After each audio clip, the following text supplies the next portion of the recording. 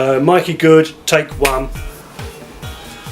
Hello, my name's Mike Offen, also known as Mikey Good, long-standing DJ in the Root Street Reggae Night. I spent a number of my rather protracted formative years attending Tramps, the nightclub. A rather unique pairing of a cafe during the day and a nightclub at night, and kind of, you know, had its own unique sort of atmosphere due to that, in that you tended to get a crossover of people who attended the place at both times, which made for a very mixed and varied audience. Many great years spent DJing at Root Street and seeing some of the cream of what was the historical side of reggae, as well as what was currently available at the time. Many great sound systems, Operation Sound System, Earthquake, to name but a couple. Many other fine acts, Mad Professor, some of the bigger names of reggae really. A really good time. Always a nice crowd, always a very kind of appreciative crowd, a good dance floor, and you know, always a good time.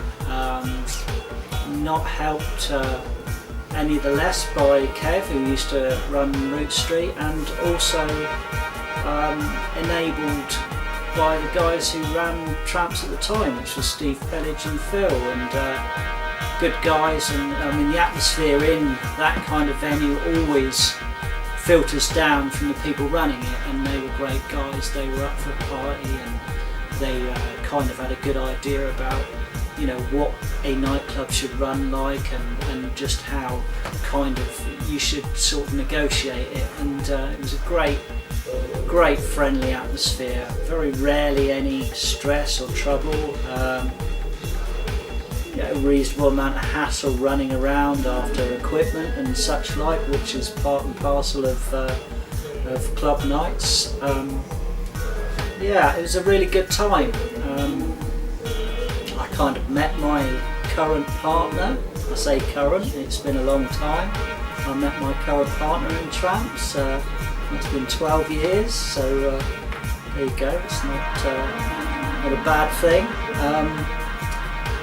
Many of my friends and contemporaries came from that time, and there was a crossover whereby I'd meet them in the shop, or, you know, kind of get to know them through the shop and also see them at the club. And, you know, it was a kind of a very social atmosphere, and you kind of felt like you were part of something really, and it kind of didn't matter about your musical taste, not necessarily being along entirely the same lines. I mean, there was you know, kind of a heady mix of punk nights and reggae nights, and a bit of everything there really, dance nights, and everybody used to know each other, everybody used to get on, and really everybody, you know, everybody had an appreciation of the fact that, you know, the other people were so into what they did, and that was the main thing, is that, you know, people were really into it and tried to make it a good night. And you know, not always busy, but, you know,